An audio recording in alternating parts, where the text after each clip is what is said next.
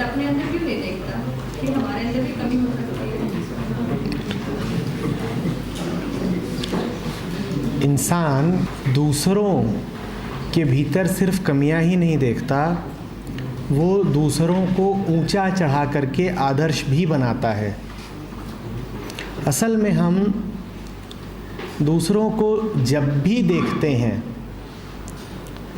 तो दो ही तरीके से देखते हैं। पहला, इसमें खोट क्या है, दूसरा, इसमें प्रशंसनीय क्या है। अब सवाल ये हो रहा है कि अगर मैंने ये कहा कि मनीषा में खोट है, तो ये किसने कहा?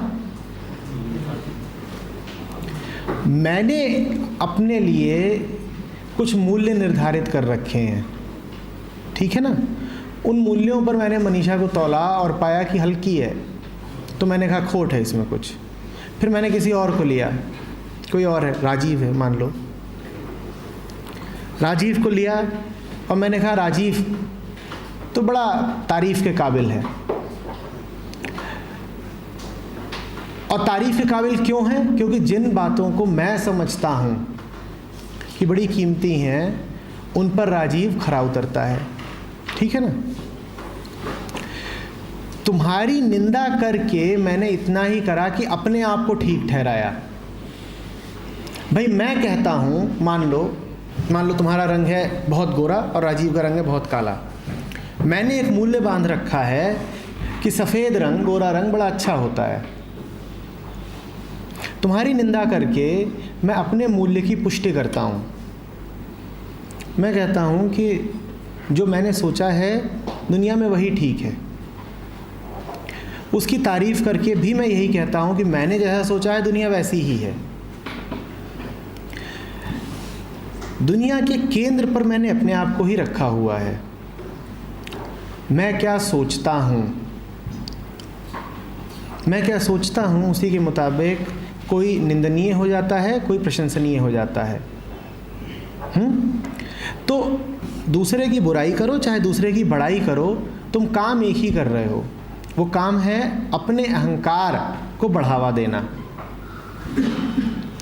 चाहे किसी को छोटा बोलो चाहे किसी को बड़ा बोलो, बोलने वाले तो तुम ही हो, तो उन दोनों से बड़े तुम हो, ठीक है। तू बड़ा है, तू छोटा है, और इसका निर्णय करने वाले हम हैं। तो दोनों से बड़ा कौन हुआ? वो हम हुए। तुमने देखा है छोटे से छोटा आदमी भी बैठ करके तय कर रहा होता है कि दिल्ली में जो नीतियां चल रही हैं वो सही हैं या गलत हैं। मोदी की जो स्ट्रैटेजी है ना वो ठीक नहीं है। केजरीवाल को ऐसा करना चाहिए, और वो इस पर बड़ी गंभीरता से चर्चा कर रहा होगा। राजनीति में उसने कभी र भी नहीं देखा है, पर बड़ी गहनता से चर्चा कर रहा है कि नरेंद्र मोदी को और अरविंद केजरीवाल को क्या करना चाहिए। ये समझ रहे हो क्या हो रहा है? ये भीतर से उसका दंभ आवाज़ दे रहा है कि ये काहे के राजनेता हैं। असली राजनीति तो हम जानते हैं। इन दोनों को हमसे सीखनी चाहिए, इन दोनों को हमसे सीखनी चाहिए। कभी क्रिकेट का एक मैच चल रहा होता है, तुमने देखा होगा ऐसे लोग जिन्होंने कभी हाथ में बल्ला नहीं उठाया, कोई क्रिकेटर है वो शॉट मारेगा और इधर से कहेंगे ऐसे नहीं मारना चाहिए था यार, इसको तो हल्के से फ्लिक कर देता 4 रन मिल जाते, ये कैसे इसने मिस कर दिया यार, ये क्या कर रहा है, ये इसने कोई बाउंसर डाली है कमर की ऊंचाई तक। अरे बाउंसर डाले तो कम से कम कान के बगल से निकले। और ये ऐसे हैं कि जिन्हें कह दिया जाए कि गेंद लुढ़का दो तो इनकी लुढ़काई गेंद भी 22 गज नहीं पार करेगी, और ये बता रहे हैं कि बाउंसर कहाँ से निकलनी चाहिए। मन कहीं ना कहीं इस बात के मज़े लेना चाहता है कि तुम क्या गेंदबाज हो, तुमने लिए होंगे 400 विकेट, तुमसे बड़े हम हैं, हम तुम्हें बताएंगे कैसे गेंदबाजी करो। बात समझ रहे हो ना? तुम चाहे निंदा करो और तुम चाहे स्तुति करो, तुम दोनों में एक ही काम कर रहे हो, हम बड़े हैं। अच्छा एक बात बताओ, कभी किसी को कोई सर्टिफिकेट वगैरह मिला है? कभी किसी भी चीज़ का, खेलने का, पढ़ने का, या कुछ भी, गाने का, कुछ भी, कुछ मिला है? किसको मिला है? हाथ खड़ा करो। ठीक, जब सर्टिफिकेट मिलता है तो तुम्हें सर्टिफिकेट दिया जाता है और मंच पर एक होता है जो सर्टिफिकेट देता है ना, उसको मुख्य अतिथि बोल लो या जो भी बोलना है। ज़्यादा बड़ा कौन होता है, जिसे सर्टिफिकेट मिलता है या वो जो सर्टिफिकेट देता है? फिर से जवाब देना।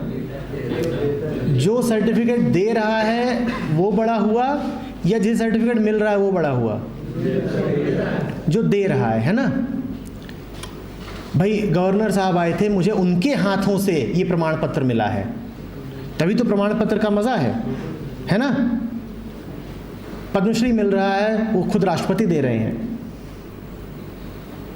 तो देने वाला हमेशा बड़ा है, क्योंकि वही है मालिक, तो वो है जो प्रमाणित कर रहा है कि तुम कुछ हो।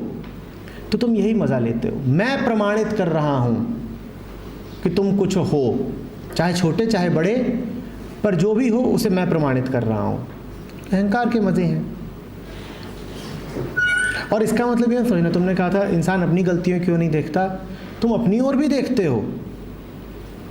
अरे तुम अपनी कितनी ही निंदा करते हो, कितनी ही बार पछतावे में और ग्लानि में जाते हो, ऐसा होता है कि नहीं होता? और कितनी ही बार तुम गर्व से फूल भी जाते हो। आदमी अपने ऊपर तो निगाह रखता ही रखता है। लोग असफल होते हैं तो आत्महत्या तक कर लेते हैं, वो अपनी ही नज़रों में इतना गिर जाते हैं। क्या ये होते नहीं देखा? रिजल्ट आया, फेल हो गए, आत्महत्या कर ली। तो आदमी अपनी निंदा भी जम करके करता है। अपनी निंदा करो, अपनी तारीफ करो, उन दोनों में ही भाव ये है कि हम कुछ हैं, हम फैसला करेंगे। सवाल ये उठता है तो फिर क्या करें? न तारीफ करें न बुराई करें, तो करें क्या? आंखें साफ करो, दूसरों को देखने से पहले अपनी आंखों को साफ करो, मन को थोड़ा स्थिर करो। मेरे सामने ये कैमरा है, मैं इसको खूब हिलाऊं डुलाऊं और इससे तुम लोगों की तस्वीर उतारना चाहूं तो क्या होगा? खूब हिला डुला रहा हूं इसे और इसके माध्यम से तुम्हारी तस्वीर उतारना चाहता हूं, एक वीडियो बनाना चाहता हूं, तो कैसा वीडियो बनेगा? खूब हिला डोला सा, उसमें कुछ भी समझ में नहीं आएगा ना, कुछ भी समझ में नहीं आएगा। और इतना ही नहीं, जब मैं रिकॉर्डिंग कर रहा हूं तो मैं इसके आसपास कुछ शोर भी करूं तो तुम्हारी आवाज़ें भी फिर दब जाएंगी, ठीक है? उसके बाद मैं उस वीडियो को लगाऊं, प्ले कर दूं और उसमें तुम्हारी शक्लें भौंडी सी हो रही हैं क्योंकि हिल रहा है, और तुम्हारी आवाज़ कर्कश सी हो रही है क्योंकि शोर है, और मैं कहूं देखो ये लोग कितने तुच्छ हैं, बेकार हैं, गंदे हैं, इनकी शक्लें देखो, इनकी आवाज़ें सुनो। अब इसमें हुआ क्या है? इसमें हुआ ये है कि जो मेरा देखने का उपकरण है वो उपकरण ही खराब है कि नहीं है? पर मैं ये नहीं कह रहा हूँ कि पहले इसको तो साफ़ करूँ तब मुझे पता चले कि दुनिया कैसी है। अपनी नज़रें साफ़ करो। देखना कला है, सुनना भी कला है। जल्दी में ना रहो कि घोषणा कर दें कि क्या ठीक है और क्या गलत है। समझने की ताकत विकसित करो, सुनने की योग्यता लाओ कि जो कहा जा रहा है ठीक ठीक वही सुने। अभी थोड़ी देर पहले हमने प्रयोग किया था, मैंने कहा था मैंने नदी बोली तुमने जहाज़ बना दिया, क्योंकि हम में सुनने की योग्यता नहीं है पूरी। कहा कुछ जाता है, हम सुन कुछ और लेते हैं। जो कहा गया उसमें से आधा गायब हो गया और उसमें बहुत कुछ ऐसा जुड़ गया जो कहा ही नहीं गया था। अब मैं एक अभी और चाहो तो प्रयोग कराऊं कि पिछले आधे एक घंटे में मैंने तुमसे जो कुछ कहा है, मैं तुमसे कहूं कि लिखो कि मैंने क्या कहा है। 10 महत्वपूर्ण बिंदु एक के नीचे एक लिख लो और तुम लिख लो। फिर मैं कहूं कि ज़रा अपने पड़ोसी से तुलना करो कि उसने क्या लिखा है। तुम हैरान रह जाओगे, तुम पाओगे कि तुमने जो लिखा है और तुम्हारे पड़ोसी ने जो लिखा है वो बहुत अलग अलग है।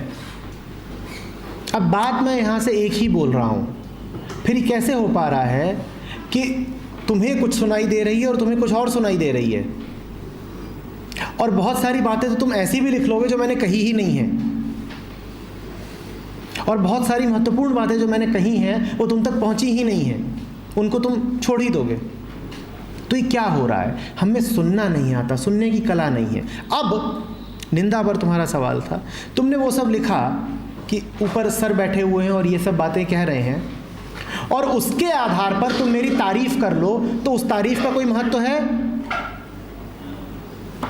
तुमने वो लिखा ही नहीं है जो मैंने कहा, पर तुमने जो लिखा वो तुम्हें खुद बड़ा अच्छा लग रहा है और तुम कहो बड़ी खूबसूरत बातें बोल के गए हैं और तुम मेरी तारीफ करो, तो उस तारीफ का कोई अर्थ है? जो तुमने लिखा है वो जब मैंने कहा ही नहीं, तो उसके आधार पर मेरी तारीफ कैसे हो सकती है? ठीक इसी तरीके से कोई और कहे कि देखो इन्होंने ये सब बातें बोली और बातें बड़ी बेकार थीं, और वो मेरी निंदा करे, तो क्या उस निंदा का भी कोई अर्थ है? तो जब हम इस सवाल पर आते हैं कि करें क्या, तो हम ठीक यही करें कि तारीफ और निंदा से हट करके अपने पर ध्यान दें, देखने सुनने की समझने की क्षमता विकसित करें। आ रही बात समझ में? साफ दिखाई दे, मन पूर्वाग्रहों से भरा हुआ ना रहे, मन डरा हुआ ना रहे, सच जब सामने खड़ा हो तो उसको अस्वीकार ना करे। उसके बाद निर्णय अपने आप हो जाएगा। उसके बाद तुम्हें निंदा करनी है तो कर लेना, उसके बाद तुम्हें तारीफ करनी है तो वो भी कर लेना, पर पहले ठीक ठीक जान तो लो कि मामला क्या है, फिर जो करना हो सो कर लेना। ठीक है?